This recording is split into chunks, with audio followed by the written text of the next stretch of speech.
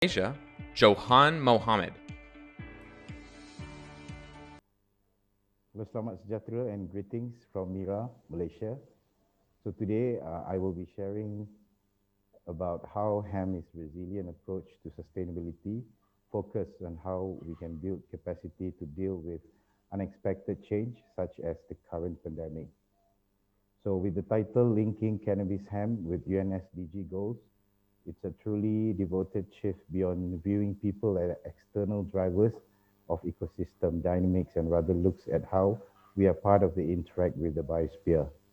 The sphere of air, water, and land that surround the planet and in which all life is found. So on the main ways in which people depend on interact with the biosphere is through their use of different ecosystem services, such as the water we use for cooking and drinking. So the crops we grow to nourish ourselves, regulation of the climate, and our spiritual or cultural connection to the ecosystem. So it's a pleasure for we know that Thailand, our neighbor citizens, when the government has embraced part of the cannabis plant from narcotics to their economic value. So this is a time for all countries, including Malaysia, to have a new resilient thinking approach that tries to investigate how these global goals will help the ecosystem of building the nation. So our people and Mother Nature, our social ecological system can be best managed to ensure a sustainable and resilient supply of the essential ecosystem services on which humanity depends. So in my following slides, I'll be sharing each goals shared in presented along with an example and explanation of how it can be applied. So MHIRA is based in Malaysia. So we have identified almost 15 sustainable development goals proposed as a new exploration and opportunities for intervening in and working with a social ecological system to ensure that they remain resilient and able to provide the ecosystem services needed to sustain and support the well-being of people in a rapidly changing and increasing crowded planet. So the industrial hemp crop, which grows in very tight spaces and extremely fast, not only minimizes land use, but also proved to be economically very beneficial for the farmer due to its high yield.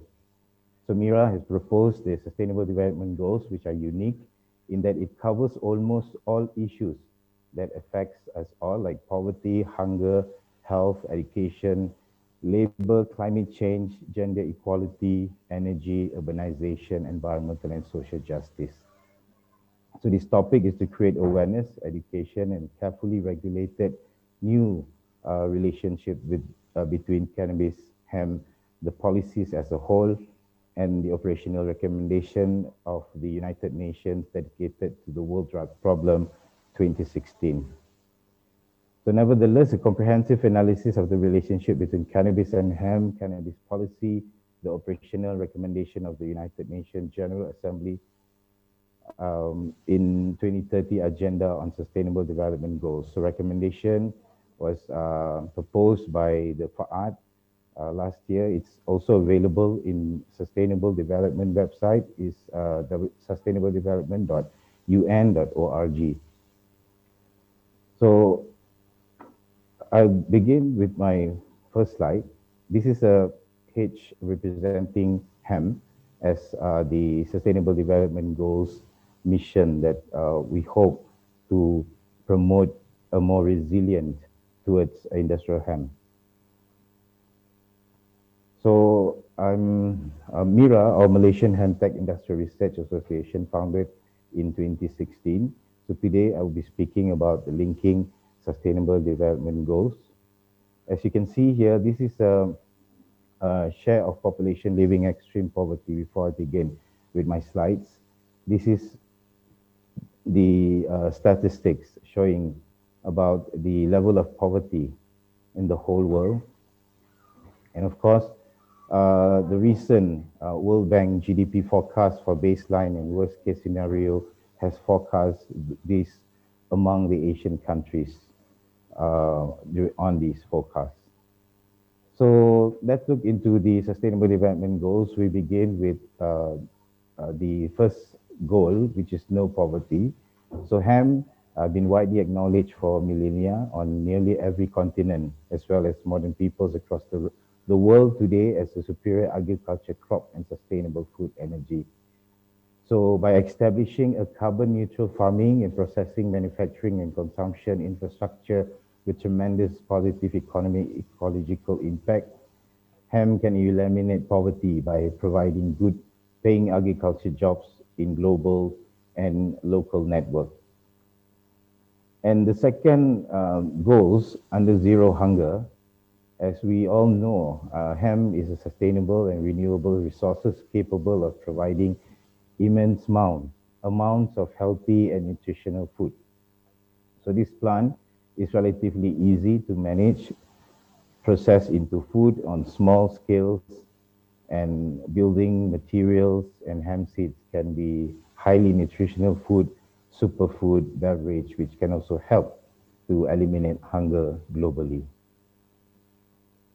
So of course, we also know that the World Health Organization recently concluded that CBD is not assessed with any abuse potential, but rather has a number of positive effectiveness. Earlier, we have listened to local Thai professor and doctor and researcher has explained the details about cannabinoid, which has potential to be an effective treatment for cancer and so on.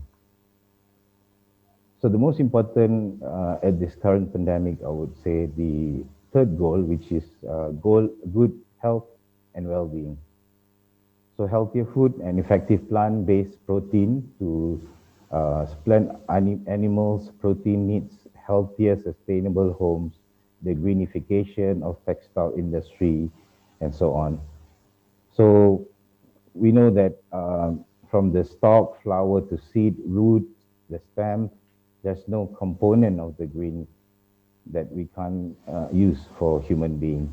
So hemp CBD oils help to regulate every major organs in the human body, and the grains and hemp powdered are highly absorbed nutrients.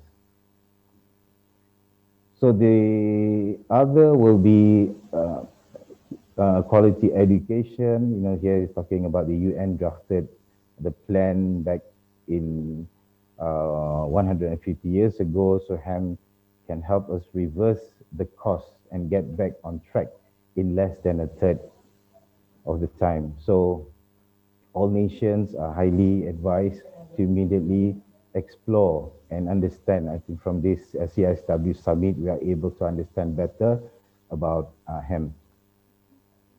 Okay, so besides that, the fifth goals is talking about gender equality. I would like to give an example. In Mongolia, there's already a B40 woman that among the women who they planted and also produced their own fabric for a yearly ceremony. So this is very important for the locals to empower and understand that they can also develop such a wonderful product out of hemp. And besides that, there's also clean water and sanitation. So let me just go to the goals number 11. This is very important based on the sustainable cities development going on all around the world. So we know that growing hemp will contribute to sustainable cities and communities due to the fact when hemp is sequester CO2 emission as well as continues contribute to the CO2 emission. So hemp can provide sustainable net zero energy sources for household, businesses, government departments, public and private transportation. So according to the US Hemp Association, one resident incorporation hempcrete saves 5,000 to 10,000 CO2 emissions. So due to a long it takes to cure hemp is not suitable in most cases for any load-bearing walls. So this document is also available on our website, which you can refer each and every proposed on the 15 Sustainable Development Goals. And the 12 goals here says that responsible consumption start with hemp. So consider the transformative impacts on food and clothing supply. So hemp, of course, can be developed into functional products, as we know, by hemp bioproducts, with collection practices and to empower the new economic values. So the another important area, which is goals 13, climate change, talking about depending on hemp is grown and what genetic seed is used. So every country is, in order for them to start, I think the only way is to do a trial and then you're able to understand. So what we are developing for Malaysia is to propose for a trial so that we can develop a more structured framework in this industrial hemp. So of course, goals 14 and also talking about trash and how we can actually, that hemp can also phytoremediate the soil, and by growing hemp nationally or globally, this will eliminate the need of deforestation, which is a major contributor to CO2, of course. So besides that, MHIRA continues to lead to reform state and federal and hemp-related and sponsors public advertising campaign, social. This is to ensure that hemp is the crop of the future internationally, and we need a hemp cooperation which within MHIRA that we want to introduce the linking sustainable development goals to the industrial hemp. So that is my presentation. I open to any questions and answers. And please visit our website here at www.hemptech.org.my. So I leave some of the time for Q&A. Thank you.